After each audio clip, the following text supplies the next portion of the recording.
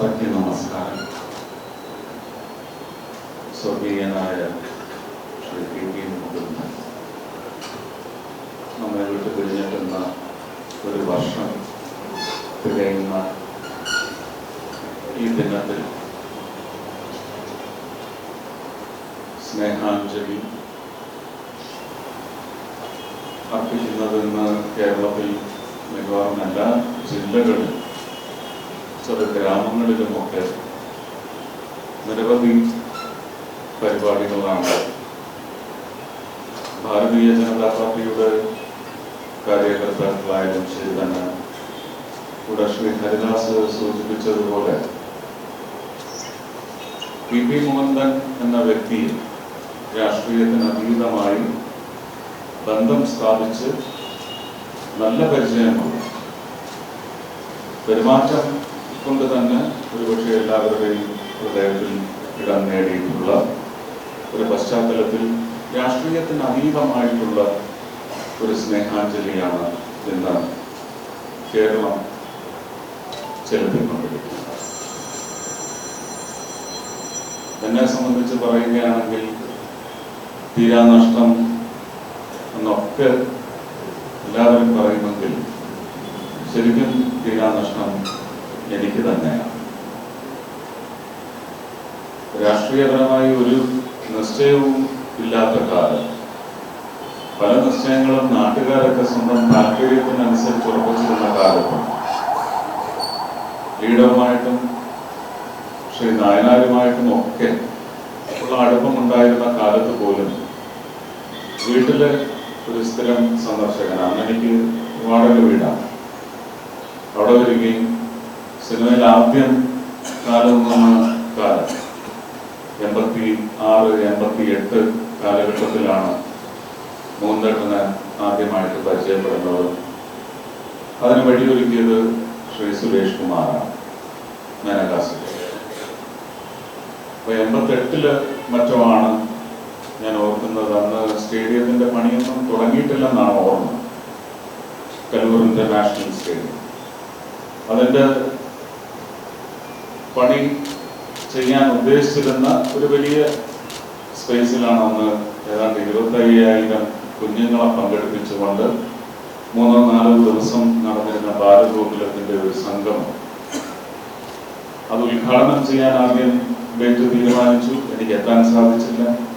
അതിന്റെ സമാപനം കുറിക്കാനായി എത്തണമെന്ന് പറഞ്ഞു. അതും സമയത്തെത്താൻ സാധിച്ചില്ലെങ്കിലും രാത്രി ഏതാണ്ട് വൈകി കാര്യാലയത്തിൽ ഭാസ്കരീയത്തിലെത്തി. അവിടെ വെച്ച് കഞ്ഞിയും പയറുമൊക്കെ തന്ന് എൻ്റെ കൈ പിടിച്ച് കൊണ്ടുപോയി സ്റ്റേഡിയം അങ്കണത്തിലെത്തി.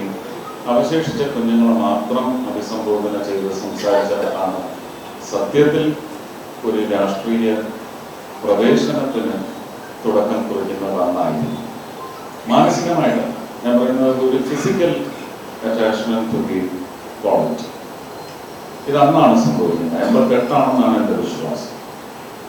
അതിനുശേഷം ഒരിക്കലും ഇന്ന് വരെ തൻ്റെ പ്രസ്ഥാനത്തിലേക്ക് വന്നു ചേരണമെന്ന് ആവശ്യപ്പെട്ടില്ല എങ്കിൽ പോലും അദ്ദേഹത്തിന്റെ പെരുമാറ്റത്തിലൂടെ ഉണ്ടായിരുന്ന വ്യംഗ്യം മുഴുവൻ അദ്ദേഹത്തിന്റെ ആള്, അദ്ദേഹത്തിന്റെ സംഘത്തിന്റെ ആള് എന്ന് പറയുന്ന ഒരു തരത്തിലുള്ള പെരുമാറ്റമാണ് എന്നോടും എൻ്റെ കുടുംബത്തോടും ഉണ്ടായിട്ടുള്ളത്.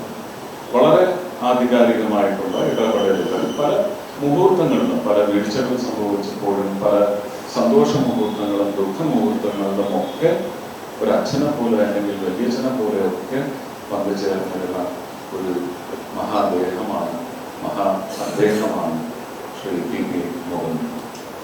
കണ്ണൂരിനെ സംബന്ധിച്ച് പറയുകയാണെങ്കിൽ എനിക്ക് കണ്ണൂർ വന്നാൽ എൻ്റെ തലതൊട്ടപ്പൻ മുകുന്ദേട്ടനാണ്. കൊട്ടിയൂരപ്പനെ കാണാൻ വരുന്ന എല്ലാ അവസരങ്ങളിലും എനിക്ക് തോന്നുന്നു ഞാനൊരു 10-12 ഉത്സവങ്ങളിൽ പങ്കെടുത്തിട്ടുണ്ട്. അത്രയും തവണയും മുകുന്ദേട്ടൻ വിളമ്പി തന്ന ചോറുണ്ട്. അവിടെ നിന്ന് കുളിയും ശുദ്ധിയും കഴിഞ്ഞ് കൊട്ടിയൂരപ്പനെ കണ്ട് മടങ്ങുന്ന ഒരു കഴിഞ്ഞ വർഷം ഒഴിച്ചാൽ അത് സാധ്യമായി. കഴിഞ്ഞ വർഷം ഞാൻ കൊട്ടിയൂരപ്പനെ കണ്ടില്ല. പകരം മുകുന്ദേട്ടൻ വിട്ടുപിരിഞ്ഞതിന് ശേഷം ആ സമയത്ത് ഇവിടെ ഇല്ലാത്തത് കൊണ്ട് എത്താൻ സാധിച്ചില്ല. അതിനുശേഷം ഞാൻ വീട് സന്ദർശിച്ച് ബന്ധുക്കളെല്ലാം കണ്ടില്ല. വളരെ വ്യക്തിപരമായ നഷ്ടത്തെക്കുറിച്ച് തന്നെയാണ് അന്നും പറഞ്ഞിട്ടുള്ളത് മനസ്സിൽ ഇപ്പോഴും. കാരണം 2016 ഒരുപക്ഷെ അദ്ദേഹം ആഗ്രഹിച്ചതുപോലെ ഒന്നും എത്താൻ സാധിച്ചില്ലെങ്കിലും അദ്ദേഹത്തിൻ്റെ അനുസ്മരണം കഴിഞ്ഞ വർഷം ഒക്ടോബറിലോ നവംബറിലോ തൃശ്ശൂർ നടക്കുന്ന സമയത്ത് ഒരു പ്രവചന സ്വഭാവമുള്ള വാക്കുകൾ അല്ലെങ്കിൽ വരികളാണ് അന്ന് ഞാൻ ഉച്ചരിച്ചതെന്ന് എന്ന് ഞാൻ ഒന്നുകൂടി ആ പ്രസംഗം കേട്ടപ്പോൾ എനിക്ക് തോന്നിക്കുന്നു. മോഹൻദേട്ടൻ ഒരല്പം കാലം കൂടി ജീവിച്ചിരുന്നെങ്കിൽ ഒരുപക്ഷെ ഒരുപാട് സന്തോഷം മുഹൂർത്തത്തിന് ഭാഗമായി സന്തോഷത്തോടെ യാത്ര പറഞ്ഞ് പോകാമായിരുന്നു എന്ന് ഞാൻ അന്ന് പ്രസംഗിച്ചെങ്കിൽ അത് 2024 മാർച്ചിന് മുമ്പുമാണ്, 2024 ജൂൺ 4-ന് മുമ്പുമാണ്, 2024 ജൂൺ 9-ന് രാത്രിക്ക് മുമ്പുമാണ് എന്നുള്ളതിന് ഒരു വലിയ പ്രവചന സ്വഭാവം ഉണ്ടായിരുന്നു എന്ന് ആ പ്രസംഗം കേൾക്കുമ്പോൾ എനിക്ക് ഓർമ്മ വരികയാണ്. അത് പക്ഷേ പ്രസംഗമേ ആയിരുന്നില്ല, ഒരു വികാരം തന്നെയായിരുന്നു. അദ്ദേഹത്തിൻ്റെ തന്നെ സന്തത സഹചാരിയായിരുന്ന എൻ്റെ നേരമാവൻ സനൽജി, എനിക്ക് തോന്നുന്നു ഇവിടെ ഇരിക്കുന്ന മുതിർന്ന പ്രവർത്തകർക്കെല്ലാം സുപരിചിതനാണ് സനൽജി. അദ്ദേഹത്തിൻ്റെ മോഹൻദേട്ടനും മറ്റ് പ്രവർത്തകരുമായിട്ടൊക്കെയുള്ള അടിയന്തരാവസ്ഥ കാലത്തെ നേരിടാൻ എന്ന് പറയുന്നത് കൊച്ചു കുട്ടികളായിരിക്കുമ്പോൾ മാത്രമാണ് ഞങ്ങൾക്ക് അതിനെക്കുറിച്ച് കേട്ട് വാ പൊളിച്ചിരുന്ന് കേൾക്കാൻ മാത്രം സാധിച്ചിട്ടുള്ളത്, ആ ക്രൗര്യത്തെക്കുറിച്ച്. പക്ഷെ അതൊന്നും ഒരു രാഷ്ട്രീയ നിശ്ചയത്തിലേക്ക് വഴിതെളിച്ചിട്ടുണ്ടോ എന്ന് ചോദിച്ചാൽ ഇല്ല. മാരാർജിയും മോഹൻദേട്ടനും വാടക വീട്ടിലേക്ക് വരുന്ന കാലം തൊട്ടാണ് ഒരുപക്ഷെ ഇത് ചെന്ന് ചേരേണ്ട ഒരു ഗേഹമാണ് എന്ന് പറയുന്ന അദ്ദേഹത്തിന്റെ പെരുമാറ്റം കൊണ്ട്, അല്ലെങ്കിൽ മാരാർജിയും ചേർന്നുള്ള പെരുമാറ്റം കൊണ്ട് ഒരുപക്ഷെ മനസ്സിൽ സ്ഥാപിച്ചു പോയത്. പക്ഷേ ഒരുപക്ഷെ വലിയ അനുഗ്രഹമായി 2024 ജൂൺ മാസം പിറന്നെങ്കിൽ ആ ഒരു അനുഗ്രഹം സന്തോഷത്തോടെ ഹൃദയത്തിൽ ഏറ്റാൻ മോഹൻദേട്ടൻ ഉണ്ടാവുന്നില്ല എന്ന് പറയുന്നത് വ്യക്തിപരമായ തന്നെ വലിയ ഒരു നഷ്ടമാണ്, വലിയ ദുഃഖത്തിനും കാരണമാവും. അത് നിരന്തരം തുടർന്നുകൊണ്ടേയിരിക്കും. ഇന്ന് കണ്ണൂരിൽ ആദ്യത്തെ വാർഷിക സ്നേഹാഞ്ജലി നടക്കുമ്പോൾ അത് ഉദ്ഘാടനം ചെയ്യാനുള്ള അവസരമെന്ന് പറയുന്നത് മനഃപൂർവ്വം കണ്ടെത്തിയതാണ് ഈ അവസരം. ആ അവസരത്തിൽ ഞാൻ പങ്കുചേർന്നുകൊണ്ടിരിക്കുമ്പോൾ പാനൂരും മറ്റും 99 കാലഘട്ടത്തിലുണ്ടായ വലിയ ഒരു കലാപത്തിന് ഒടുക്കം കുറിക്കുന്നതിന് വേണ്ടി സഖാവ് നായനാരും മോഹൻദേട്ടനും രണ്ടുപേരും ചേർന്ന്, സംവിധായകൻ സിദ്ദിഖും ഞാനും ചേർന്ന് ആസൂത്രണം ചെയ്ത ശ്രീ ജോഷി ഒക്കെ വമ്പിച്ച പിന്തുണ നൽകി ആസൂത്രണം ചെയ്ത ഒരു ഉപവാസ സമരം എല്ലാവരും ഓർക്കുന്നതാണ്. അതിന് വലിയ രാഷ്ട്രീയപരമായ എതിർനീക്കങ്ങൾ വന്നു. അത് തച്ചുടയ്ക്കും എന്ന് തീരുമാനിച്ച ഒരു സംഘത്തെ തച്ചുടച്ചത് മോഹൻദേട്ടനും സഖാവ് നായനാരുമാണ്. അപ്പോൾ രാഷ്ട്രീയത്തിലെ വൈരുദ്ധ്യം എന്ന് പറയുന്നത് ഒരു പൊതു നന്മയ്ക്കായി ഒത്തുചേരുന്ന വൈരുദ്ധ്യമാവും എന്നതിന് ഏറ്റവും നല്ല ഉദാഹരണമാണ് ആ രണ്ട് മഹാന്മാർ. മോഹൻദേട്ടനെ ഒരുപക്ഷെ നമ്മൾ ഓർക്കുമ്പോൾ കണ്ണൂർക്കാർ ഓർക്കേണ്ടത് പാനൂരിൽ നിന്ന് കനൽ തരിയോ അല്ലെങ്കിൽ ഒരു തീപ്പന്തമോ നമ്മുടെ സംസ്ഥാനം മുഴുവൻ ആളിപ്പടരുന്നതിന് അനുവദിക്കാത്ത ധീരനായ ഒരു സേവാ സംഘ പ്രവർത്തകൻ ആ BJP-കാരൻ ഉണ്ടായിരുന്നു, BJP-കാരനിൽ ഉണ്ടായിരുന്നു എന്ന് നമ്മൾ എന്നും ഓർക്കുന്നത് നല്ലതാണ്. ഇത് ഒരു സ്മരണാഞ്ജലിയായി മുന്നോട്ട് കൊണ്ടുപോകരുതെന്നാണ് എൻ്റെ അഭ്യർത്ഥന. മറക്കാനേ പാടില്ല.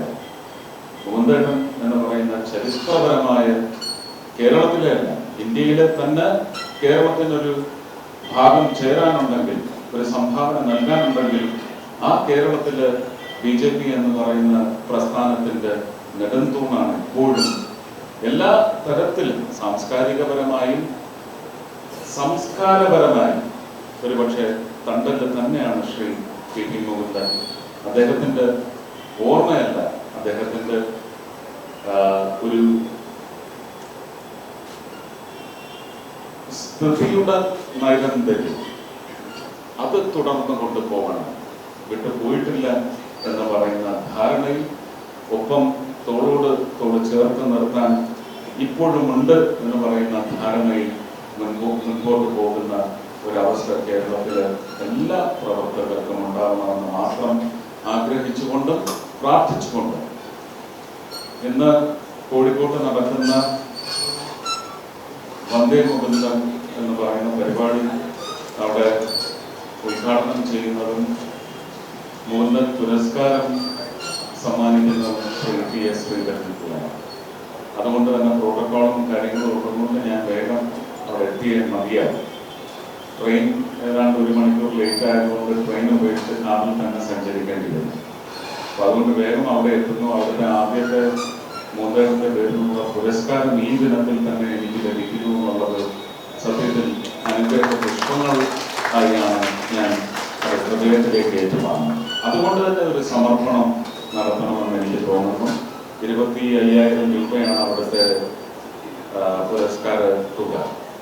അടുത്ത 10 വർഷത്തേക്കുള്ള 25,000 രൂപ വെച്ചുള്ള ഒരു തുക ഞാൻ ഇവിടെ ഒരു എൻഡോവ്മെന്റ് ഉണ്ടാകുകയാണെങ്കിൽ അതിലേക്ക് എൻ്റെ മകളുടെ ട്രസ്റ്റിൽ നിന്ന് ഡെപ്പോസിറ്റ് ചെയ്യും. 2,00,000 രൂപ ഡെപ്പോസിറ്റ് ചെയ്യുന്നത് അതിൻ്റെ പലിശയും ചേർത്ത് കൊടുക്കാനാവുന്നിടത്തോളം കാലം 25,000 രൂപ വെച്ചൊരു പുരസ്കാരം ഞാൻ ഒഴികെയുള്ള ഏത് രാഷ്ട്രീയത്തിലായാലും ശരിയാണ്, ആ രാഷ്ട്രീയത്തിന്റെ അടിച്ചമർത്തൽ സ്വഭാവത്തിന് ഒട്ടും വഴങ്ങാത്ത, ജനങ്ങളുടെ ആഗ്രഹങ്ങൾക്കും സഫലീകരണത്തിനും വേണ്ടി അടിയുറച്ച് വിശ്വസിച്ച് പ്രവർത്തിക്കുന്ന മഹാന്മാരെയും മഹതികളെയും കണ്ടെത്തി ആ അവാർഡ് സമ്മാനിക്കണമെന്ന് മാത്രം അഭ്യർത്ഥിച്ചുകൊണ്ട് ഇത് മോന്തേട്ടനുള്ള എൻ്റെ